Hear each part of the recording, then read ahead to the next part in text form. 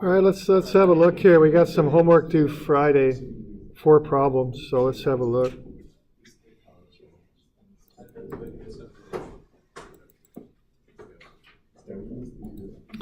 All right, so the first one's like that.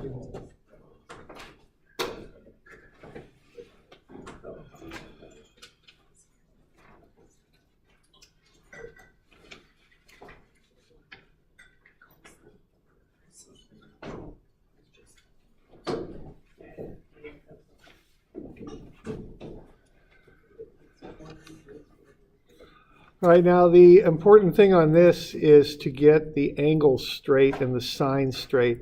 You know, it's fairly straightforward in how you do it, but you want to keep your conventions straight on this thing. You know, you've got just the basic equations for figuring this stuff out, but you just need to apply them properly, that's all.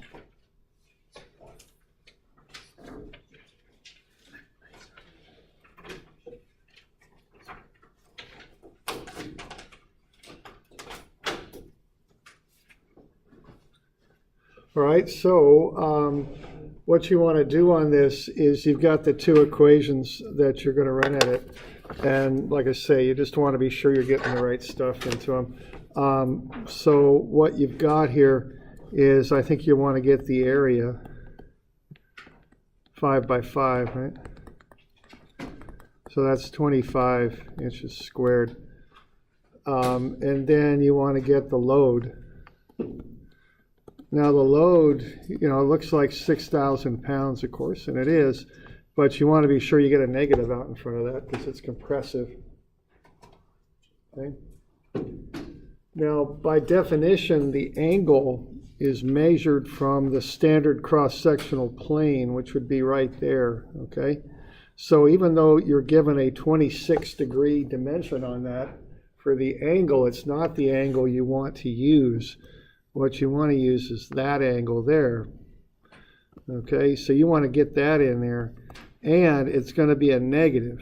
Okay, so you want to figure out that angle, and there's so much to it, but you want to figure that out. And remember, it's negative, and the reason is counterclockwise is positive and clockwise is negative, and that's a clockwise angle from the standard plane. So that's going to be a negative angle too. So there's 3 things to kind of pick up on this. The load P is negative. The angle is not 26. It's based on the standard cross-sectional plane. That 26-degree angle is coming off the edge. And they didn't build the equations based on using that angle. They built it using the standard cross-sectional plane. Okay, so you want to be sure you're doing that. And also that angle is clockwise, so it's a negative. So those are the things that you want to pick up on this. And it's something you want to also apply when you do the biaxial stuff. Just be sure that you're using the proper angle, you got the proper signs and all that, because it'll mess up what you're trying to do if you don't do that, okay? So just be careful on that stuff. So what you've got then is sigma is what? P cosine squared theta over A. So for this first one here, you're going to put in negative 6,000 pounds. And then the cosine of whatever you figure that angle to be squared. And then the area is 25 inches squared. So when you solve for that normal stress, you're going to come up with negative 46.1 pounds per square inch. Okay. And then similarly, you've got a negative sign on the shear equation, so you're going to want to pick that up too. I mean, all this stuff you just want to be paying attention to. And it's negative P over 2A times sine of 2 theta. All right? So when you're plugging all that stuff in, it's negative that comes with the formula, and then it's negative 6,000 again. And then it's over twice the area, which is 25. And then you've got sine of negative, whatever 2 times that angle is there, okay? So, you know, there's a lot of negatives floating around in there. You want to be sure that you're picking them up. So just be paying attention to this stuff. You don't want to get sloppy about it because it can, sometimes it can get you. Sometimes it'll just kind of all come out in the wash. It won't make any difference, but you do want to, to be aware of this, all right? So that's going to come out to be negative 94.6 pounds per square inch.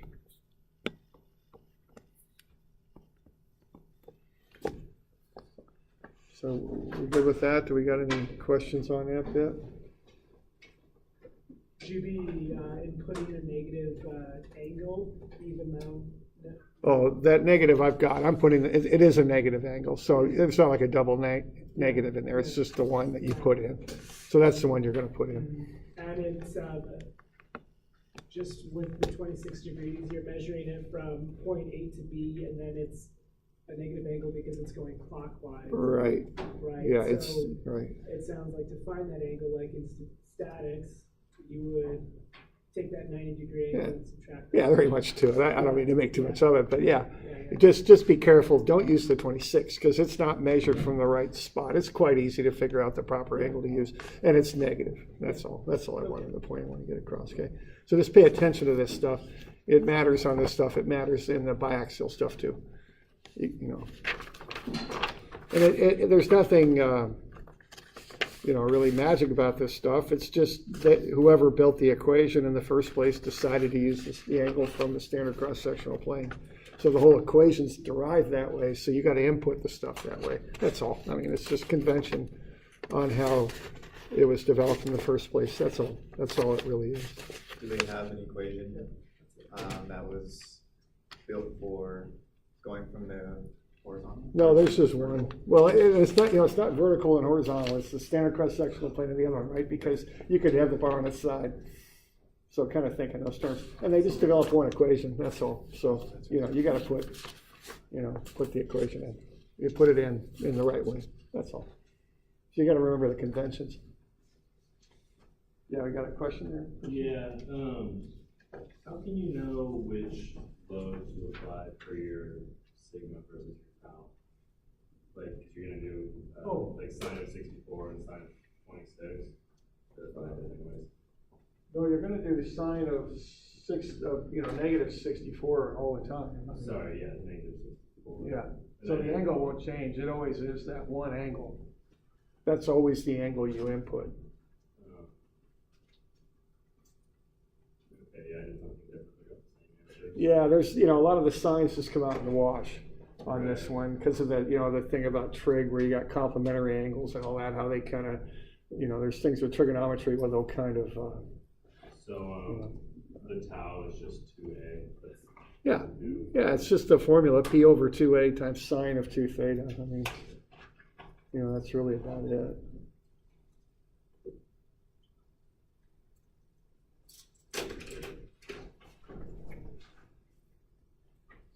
You good with that? Yeah, I guess, but it's not always 2a. Yeah, for tau.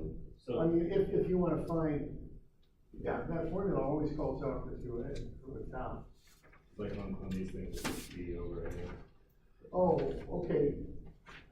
Now, okay, so I see now. Okay, the question is kind of about the formulas. Now, look at the headings for the formulas. Like the fundamental formulas for normal stress and shear are P over A and V over A. Those are equations 1 or 2. But those are for just kind of simple, straight up situations where you got the load in the area. But then when you get down, if you have an axial load, you would want to look down at equations 21 and 22. Okay, and then 23 and 23 and 24 if they're appropriate. So you kind of have to pick the equation that matches your situation. Okay? Yeah, I mean, because I did the fundamental equations, but I still got the right answers just by manipulating my triangles. Yeah, I see. Yeah, it's not quite that straight up, especially not in biaxial. So be sure you're using the equation that matches, the situation. And this is uniaxial loading. So you want to use the equations under the axial loading headings. Okay. All right. And then you've also got sigma max here. It's just P over A. I mean, that's very straight up. And then tau max is plus or minus, because you got different signs on that, P over 2A for axial, okay? And A by definition is just the standard cross-sectional area. That's how that works. Okay.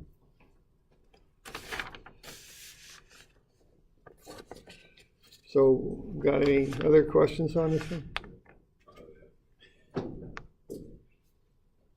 Okay, good. All right. Yeah.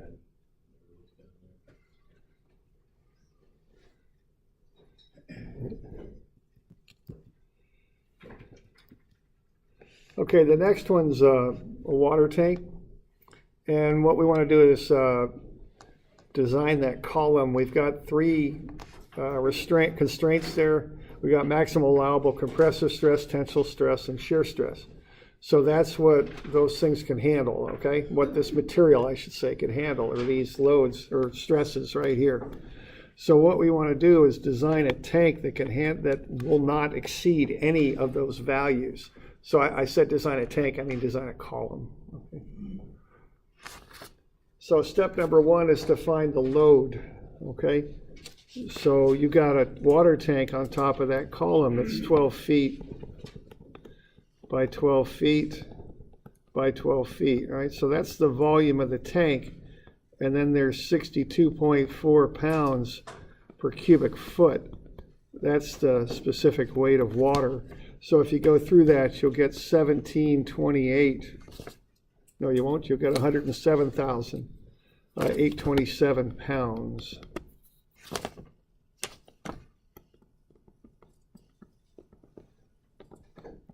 So that's the weight of the water.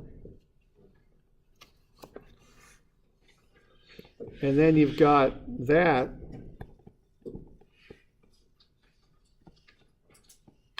But then you got the weight of the tank itself, which is 6,200. Okay, so there you go. So that's the weight of the water and the tank itself. And then you want a safety factor on that of 1.5. So usually on safety factors, I apply that to the load. So I'm going to design this thing for 50% more than the weight that I'm actually anticipating, okay? So usually I apply the safety factors early on to the load. So what I'm going to get for this is I'm going to design this column for 171,041 pounds, which is more than I actually think I'm going to have to deal with, okay? So that's how I'm going to design it to be safe. You know.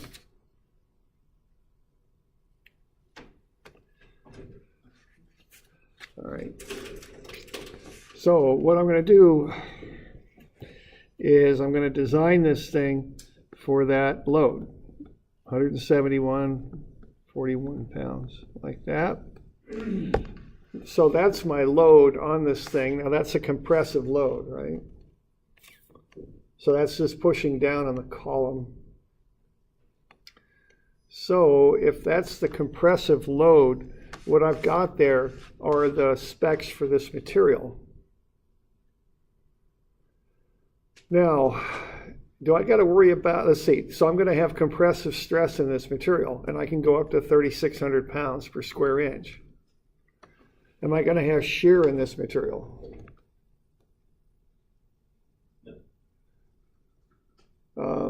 Actually, what's that? Let's hope not. So like that would be for like an earthquake or wind or things pushing laterally on it, No, see, remember what we went over? or just the structure of concrete. Yeah, I mean, this is an axial load, and we're talking that, you know, where's the maximum shear going to occur at on this stuff? Yeah, right. See, there is shear in this stuff. If you push down on it, you'll get a slipping action that'll maximize, not on the standard cross-sectional plane, but at 45 degrees. And there's shear on every plane except for the 0 and 90 degree plane. Every other plane has some shear on it, okay? You all good with that? Because what we went over this like last time for axial loading. Say, I mean, obviously this wouldn't have to hold up on it really hard, and it just like had like a straight break across it, that wouldn't happen with concrete. Well, it could. I mean, a straight break across would be a tensile failure if you're pulling up on it. Right. And that could happen with concrete. That's a very common failure mode with concrete. So you could have shear loads in this thing. You do. I mean, you definitely have shear loads. You got to check them. Because for axial loading, you get shear, okay? And we went over that last time. Now, how about tension? Are we going to have tensile loads in this thing? Or pushing down now. Yeah, I think we're pushing down. Tension ain't going to happen, okay? So I don't need to worry about that. I'm going to cross that off the list. Now, when I use a material, I'll get specs on the material. And the people who make the material don't know what I'm going to do with it. So they give me every spec, all three types of loads. But on this one, I don't got to worry about tension because there's not going to be any tension in this thing. So I don't need to design this thing for tension. What I want to look at is compression and shear. Okay? Y'all okay with that? So for the shear, are we just automatically going with the 45 degree when an angle is not given to us? Well, what we're going to work with here is tau max and sigma max.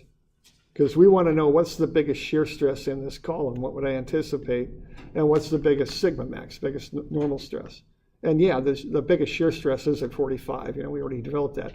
So yeah, we're essentially doing the 45 degree plane, but we've already got all that worked out because there is a tau max formula. Mm-hmm. That is for 45 degrees. Okay. You know what I'm saying? We don't have to factor the angle into that formula, we just use it.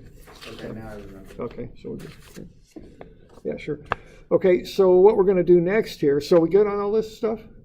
So we got compression we got to deal with, we got shear, but we don't have to worry about tension, okay? Because this is axial loading is what this is, okay? All right. So what we want to look at, if we're good here, okay? What we want to look at are the formulas, okay? So sigma max, what that is just what? What's the maximum normal stress in this thing?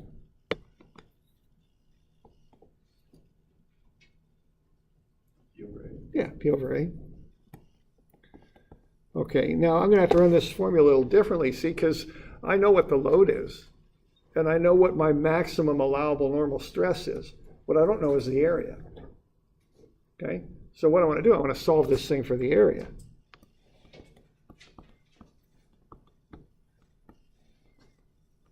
Okay, so I know the load. It's 171 and 41 pounds. I know sigma max, that's right up there. That's for sigma, so that's compression, that's 3,600 psi. Okay, so that's what I know. I just plug that stuff in. And if you look at the units, they work out. I'm going to get square inches out of this thing. So when I run those numbers, I'm going to get 47.5 inches squared. Okay.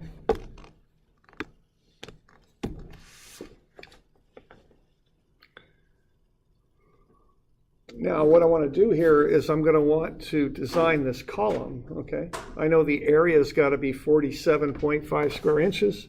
I know it's a square column. So what are the dimensions of it then? How am I going to find that? Yeah, square root. That's why they call it a square root. Right?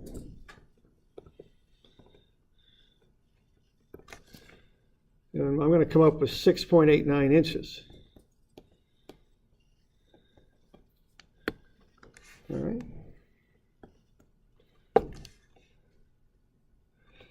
Now, am I going to have them build a 6.89 by 6.89 column? No, I'm going to do that. Okay, they're not going to like that, are they? I'll round it up to 7. Even that might be a little weird, but just for the sake of, we'll just go up nearest inch just so we can give it a simple way to do it. Okay, well, let's round up to the nearest inch. So on this one, we'll tell them to build a 7-inch by 7-inch column. Okay. Even that, although I'd even think twice about that because that's kind of a weird dimension, but all the same, we'll just go with that, okay? And then what you're going to want to do is also analyze the shear, okay? So we did the normal stress. You're going to analyze the shear also. And you're going to get two answers. And which one are you going to pick? The big. Yeah, the big one, okay? When you're designing stuff, bigger is safer, okay? Doesn't break as easy, so go with the bigger of the two, okay? So this is kind of a little backwards from how we've been doing stuff, but what we got here, we got constraints. We got things we have to meet, okay? And we've got these material properties. We've got to go with those. So we design it for the property is what we're doing now. And we'll pick the bigger of the two. It's not like the shear and the compression numbers are joined somehow that they relate to each other. They're just two numbers. I check them both out, size the column for each number, and then pick the bigger of the two. Okay, that's what I'm doing. And that's what I'll go with.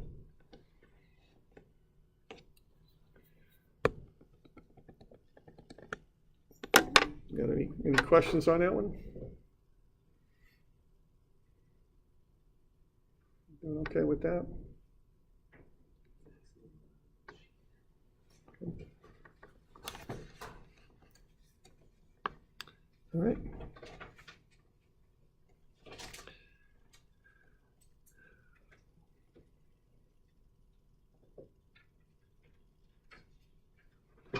You why don't we go through one of these biaxial ones, okay? If you like.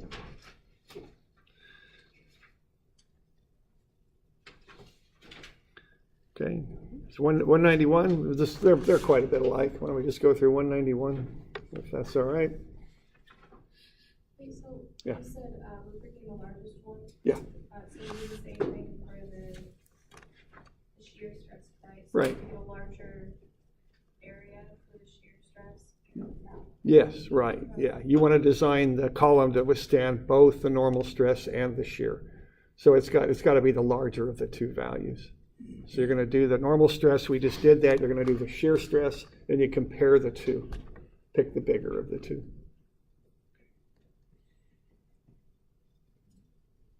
All right. Other questions? When does the shear stress become less than the normal stress? When does it become less? You're saying we should pick the biggest of the two? We're picking the biggest dimension because what we're solving for here is the size. So we're going to pick the bigger size of the two sizes we get. Is that, because we're given stresses, so we're solving for the size. So whichever one leads us to the bigger column, that's the one we're going to use. Oh, okay. Use more the plus and minus. Yes. Yeah, plus or minus, in math you talk about a positive number being greater than a negative number. But I don't really think of it so much in our class as that being the case. Plus and minus, like if you're talking axial stress, positive means tension and negative means compression. It isn't like tension is always greater than compression, if you know what I mean. So I think of absolute values of these. So I don't really worry so much about signs on these as magnitude. That's really what I'm thinking about when I'm designing things. Okay, the signs refer more to direction. They're not really like on a number line kind of thing. Okay. All right. I'm good. Okay.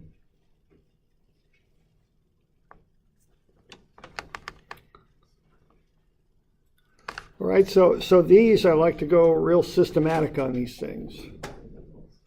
So what I got there, I've got the applied stresses in the X and Y directions.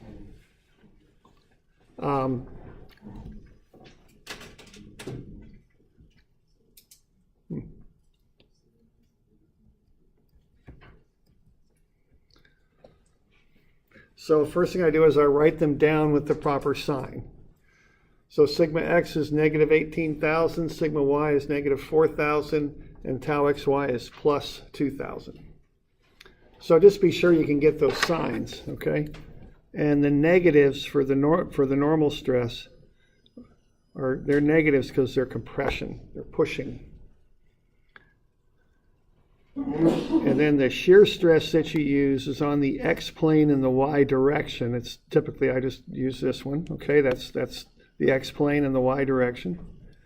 and I look at that, and what that'll do is rotate the element counterclockwise. So I was just thinking pounding a nail in the middle. If I apply that shear, that thing's going to spin around that way. That's counterclockwise, so that's what leads to the positive, okay? So that's how I get those signs. And again, this is all just convention. The equations were built this way to begin with, so you got to input the data this way to match how they built the equations, okay? That's just how it goes. All right.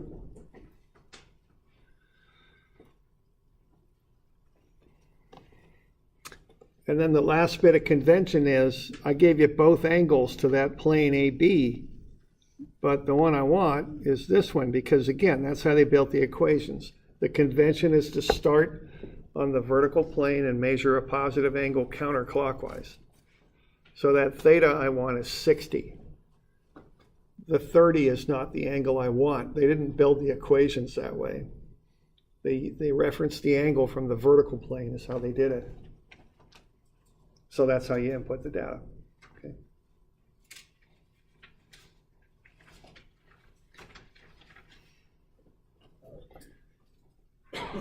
Y'all okay with that? Is it always from the vertical? Yeah. Because if you look at the equation derivation, that's how that angle was measured from the very start. On the previous one, wasn't it? From the horizontal one? Previous one was uniaxial. This is Okay. biaxial. So the uniaxial, you come from the standard cross-sectional plane. For biaxial, you come from the vertical plane.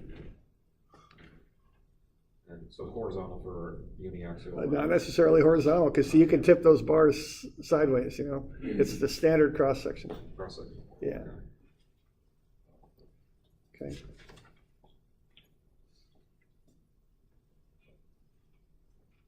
All right. So that's just some stuff you got to remember there. So you got to remember the signs, the sign on the shear, and also where you measure the angle from. Vertical plane, counterclockwise positive. The last one, you said it was shear side. I'm sorry? What were your last words for, you said you want to look out for signs, sign of shear, and then Where the angle convention, the reference plane, and the direction.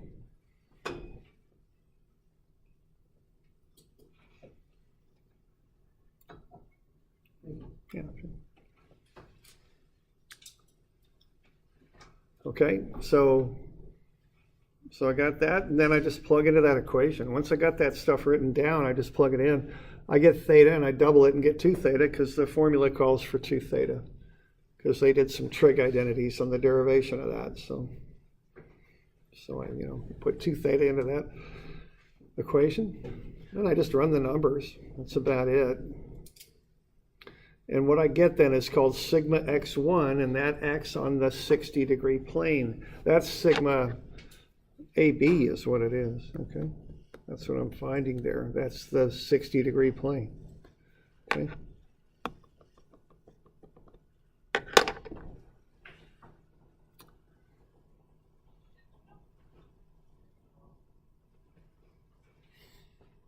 All right.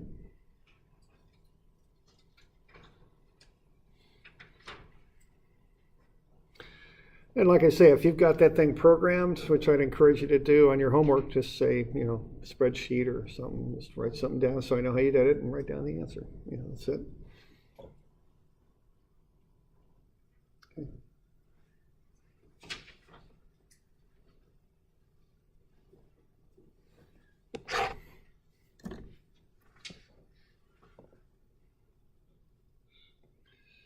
All right, so that's the first step. That'll get you the stress at 60 degrees, normal stress. All right, and then you can add 90 degrees to that, and that will get you to plane BC. So 60 degrees gets you to plane AB, 90 degrees more will get you to BC. So you run the exact same equation again. It's just you use, instead of 60, you use 150. Double the 150, you get 300.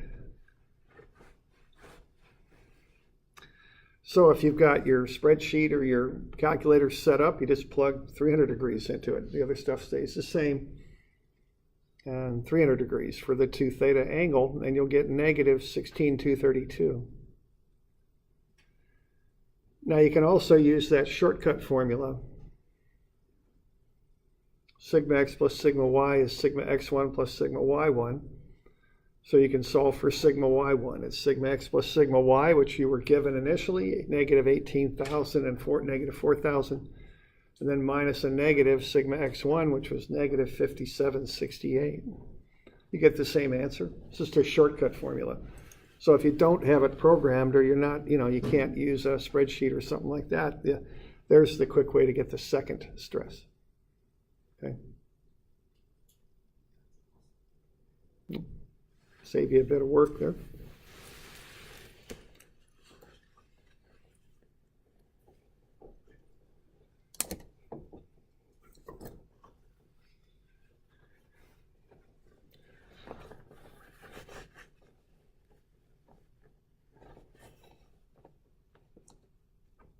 Okay. So once you got that initial information down, the 3 stresses and the angle, you just plug into the formula. That's it. Okay.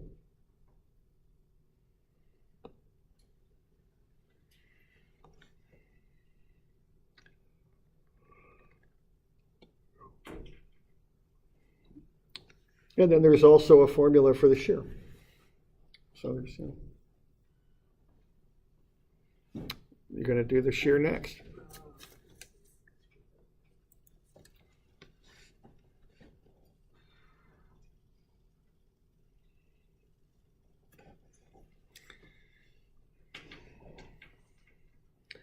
So we're good with that? We got any questions on that?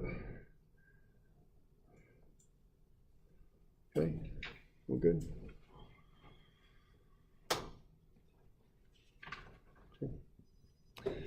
Okay, then you just do the shear. You got a shear formula. Plug it in. Remember that negative sign out in front, and you get 5,062.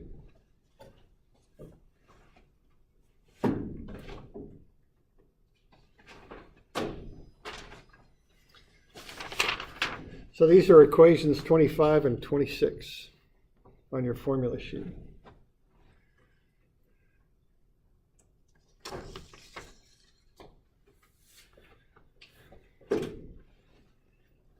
Okay.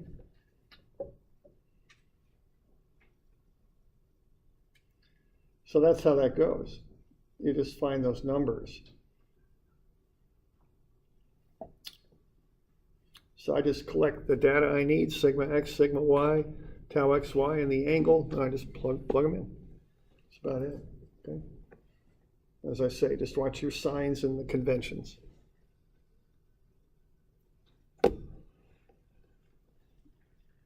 Now we also like to drop a sketch of what's going on. So I'll drop that hatched element in a sketch, and then I'll show the stresses on it. That helps me to visualize what this stuff means and where things are acting and that sort of thing. Okay.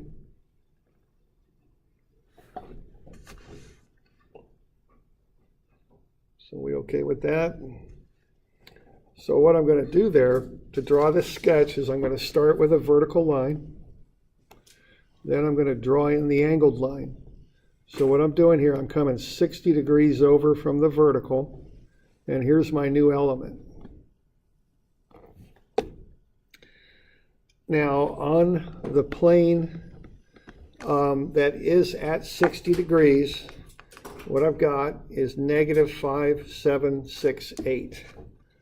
Negative means compression, so those things push that way, and their magnitude is 5768. Being as I have arrows, I don't bother with signs. I mean, it's showing compression, so I don't put a negative on there. That's just how I do it, It's already shown negative from the arrow. So that's on the 60-degree plane. Okay, then on the, what do we got there? 232. Then on the 150-degree plane, I've got 16,232. Negative, pushing again.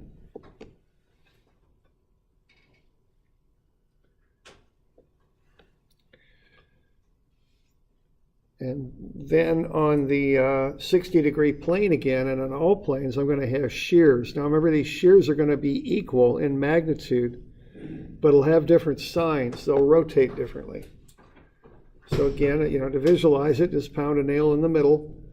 The 60-degree plane right there has a positive shear on it. So a positive shear will rotate the element counterclockwise. So that one is counterclockwise right there. That's the 60-degree plane. On the other side, it'll go the other direction because that's also counterclockwise. So they're opposite directions on opposite sides. And then the other two meet in the corners, like that and like that. And the magnitude of those is 5,062. Okay.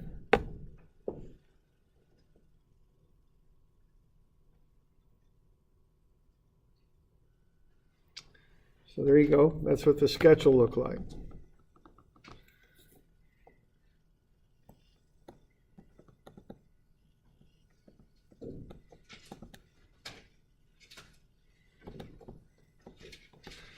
And here's the data that I'm using to get that.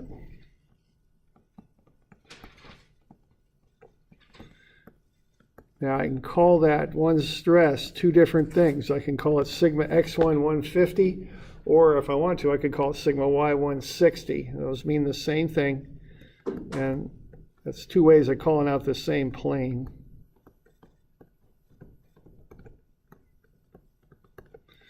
And then my shear on what's called the x1, y1, that's at 60 degrees also.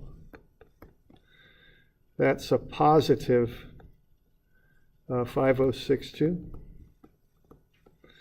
And I don't need to write this down, but I could say that the shear on the 150 degree plane is a negative 5062.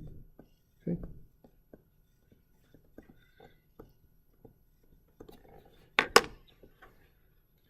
So there you go.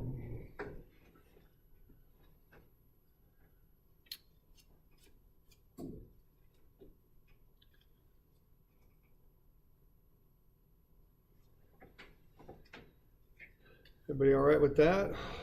Got any questions on that bit?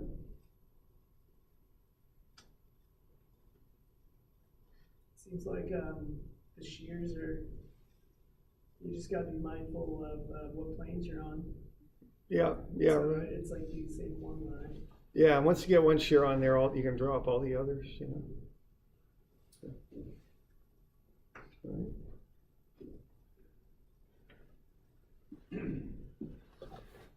Okay. So that's how that goes, all right?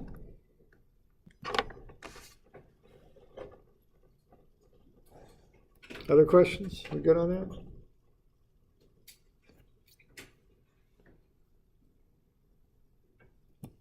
Okay.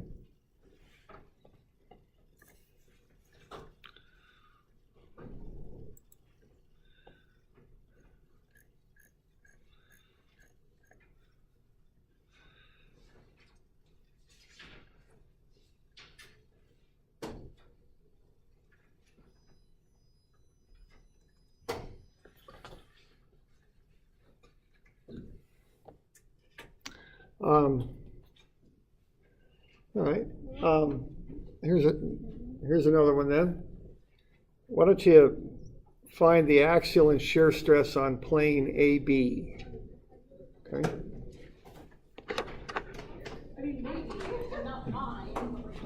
So there we go. So, and do you have a copy of this in your notes? I can't remember if you do or you don't. Maybe not. Maybe you do. So it's possible that. Yeah, maybe not, huh? I can't remember. Maybe I put it in there. 200 series, David, is that what it is? Yeah, I don't know where the heck we are. 292, 310. Yeah, we're in 300. 310. 320 was, I think, our last page. Yeah, 320. Yeah, no comment. No comment. Why don't you flip ahead of 320 a little bit? We might have to draw this one out. It's not 330 or 40, I don't think. So you might have to draw this. Yeah. So if you just draw this up. Why don't you just find the stress on plane AB?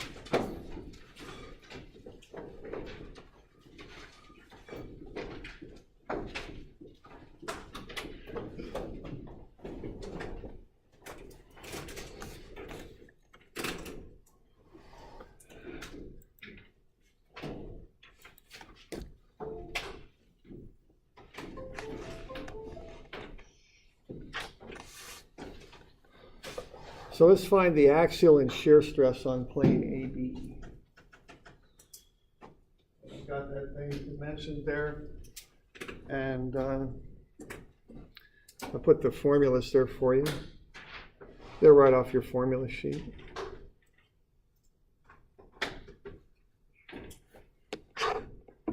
So get that thing on the top filled in, proper signs, and get the proper angle in there and all that, and then double the angle and get to theta. So just so you're good to go, then it's just a matter of plugging everything in. Okay. You got questions, let me know, or ask somebody.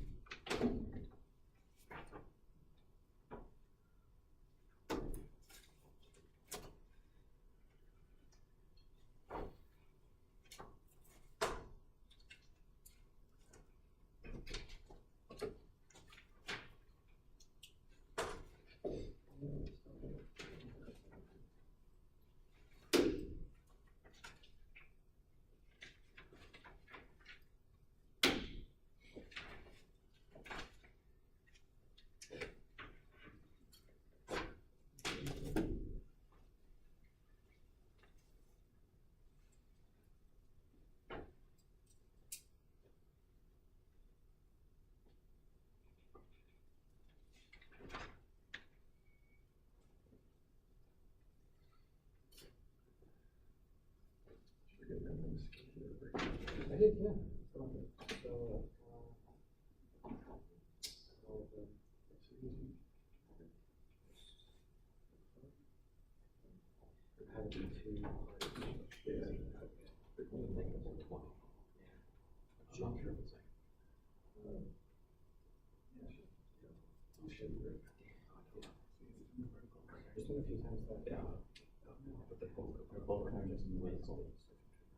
Oh, right, yeah.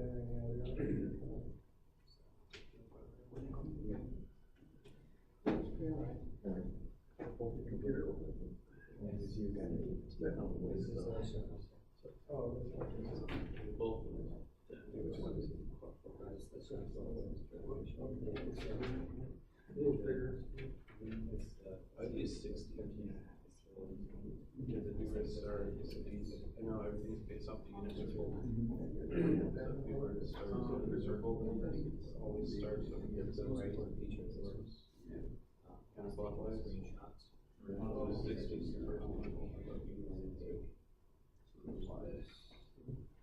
Or with 30.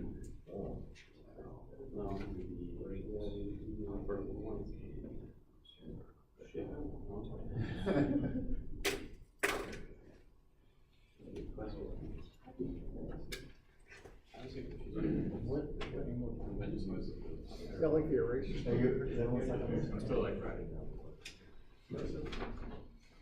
What angle do we use since they're both Ah, they're both from the vertical. Okay, what's the convention? Yeah, off of the x-axis. It's from the vertical. Okay, so the question there is which angle do we use? What are the possibilities? Why don't we write down what we got here? So we got -40, right? For sigma x. We good on that? Yeah. And then 310 positive. And 190, that's a negative, right? Okay, so the possibilities for theta, you're right, they're both from the vertical. What's the convention on that? Counterclockwise is positive, clockwise is negative. So the possibilities on that are positive 120 or negative 60, right? Now, if you double it, what would you get? You get 240 or minus 120, right? I mean, that's what would happen when you doubled either thing you get. And if you look at a circle here, what can you say about 240 and negative 120? Same angle, right? Okay. So the short story is it doesn't make any difference. You got to pay attention to the clockwise, counterclockwise thing. I mean, That's it. just the sign convention, that's the only thing Yeah. that makes a difference, but. Yeah, but it won't, you're dealing with the same angle when you do the 2 theta thing. So it doesn't make any difference. I do think that we could use both, but Yeah. then again, I didn't. Well, it's a good question, yeah, but they're both off the vertical. Yeah. So regardless, you go off the y-axis and Yeah. use both numbers because it's the same angle. Yeah, but just be careful, that's negative 60. Yeah. You gotta pick that up. Yeah, Okay. yeah. Right. So I tend to use the positive one just out of habit, but you don't have to. Okay.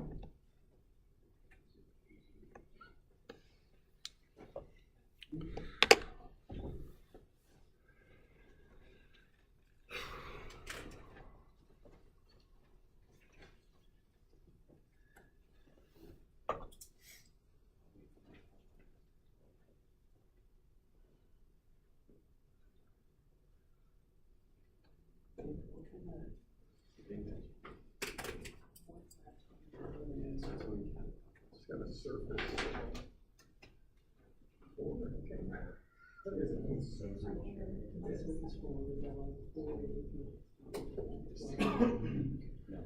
Surface 1, surface 3, surface 4, surface parallel, surface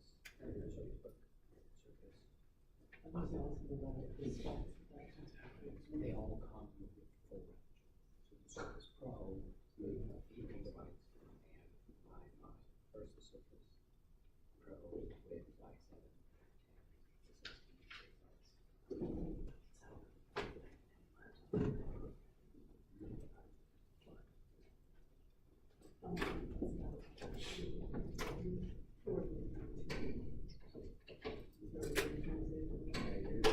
Use NAS, use NAS. Oh, that's, yeah. Downstairs there. What's yours? Because you said that. Oh, that's, yeah, that's right. Yeah, that's right.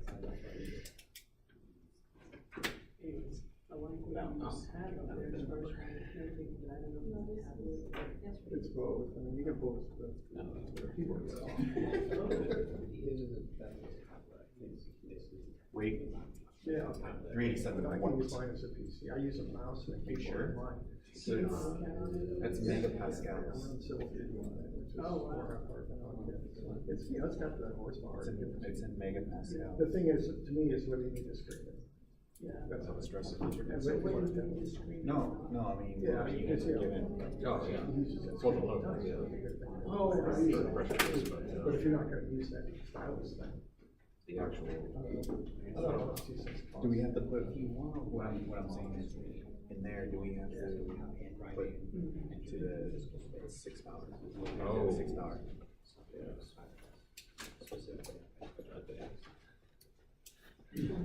Do we, for the, when we put in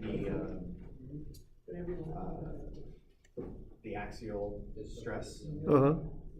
or normal stress, I'm trying to subtract this. Do we have to also include the megapascals? So I don't, the 6? I don't, because it just clutters everything up. I just put it back in at the end. So I just do it like that. I just put in the numbers as 40, 310, and minus 190. And then I just remember that they're megapascals when I'm done. Okay. That's all I do. Yeah, I don't want to have that. Yeah, it gets, and I don't put units in there or anything, because it gets too cluttered. I mean, it's already cluttered as is. Yeah, right. Hey, y'all okay with plugging that stuff in? I mean, to me, the work here is just getting the stuff at the top. I mean, after that, you just plug it into the formula. Okay.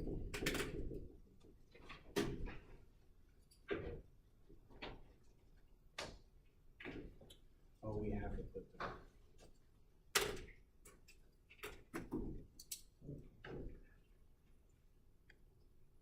Is it, if we don't put the angle, is that a point mark for the x1, 120 degrees equals? Well, I think, to me, it's important that you know which way things are pointing, so I usually have you draw a sketch on these. Okay. Or I'll either have you draw a sketch or I'll say to you, find the stress at such and such an angle. So, it's one way or the other. I'll find out if you know which one goes with which angle, and how it looks, Do you have to solve for sigma y1? I didn't know, on this one you don't, because all I said was find the stress on plane AB. You'll notice on the previous one, the question was find the stress on the element. So, it's kind of I should be specific in what I'm asking for. Okay. So this one, we're just finding the stress on a plane. And, maybe the case here is we have a board and we've got grain running on that plane. I might be very interested what the stress is just on that plane, because that's going to be the weak angle for that stuff, All right.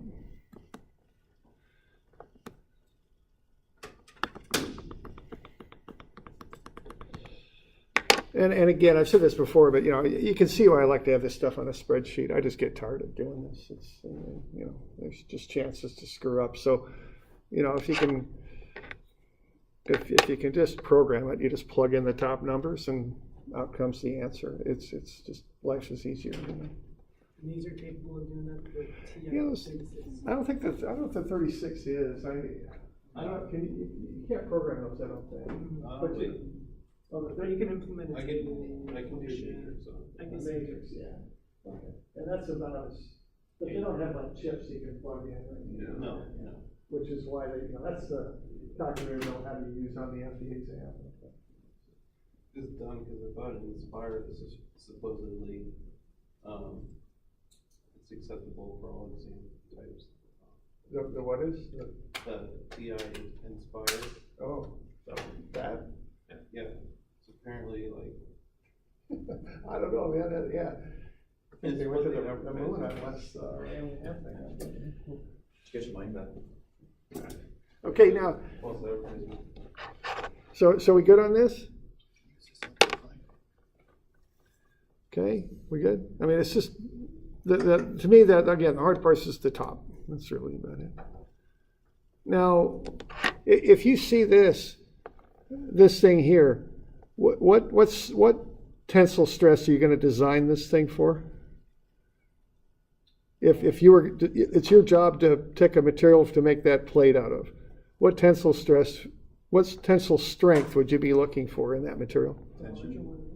Which one would it be? 310, right? You're going to design that for 310, right? With the safety factor. With a safety factor, sure. Okay. Of 1.5.